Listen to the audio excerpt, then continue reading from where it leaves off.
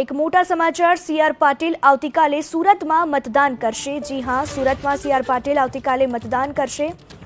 સુરતના ward number 20ના booth number 94 પર સી.આર. પાટીલ મતદાન કરશે, પોતાના મતાધિકારનો ઉપયોગ કરશે। સવારે 9 વાગે સુરતની મિશ્ર સ્કૂલ નંબર 46માં જઈને પરિવાર સાથે સી.આર. પાટીલ મતદાન કરશે।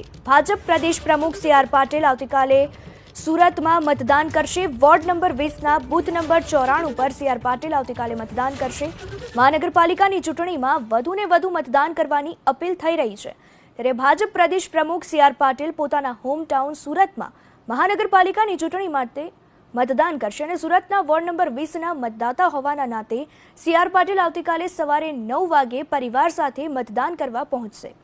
સુરતની ગુજરાત હાઉસિંગ સોસાયટી વિસ્તારમાં આવેલી મિશ્ર સ્કૂલ નંબર 46માં બૂથ નંબર 20 પર સી.આર. પાટીલ મતદાન કરવા જશે।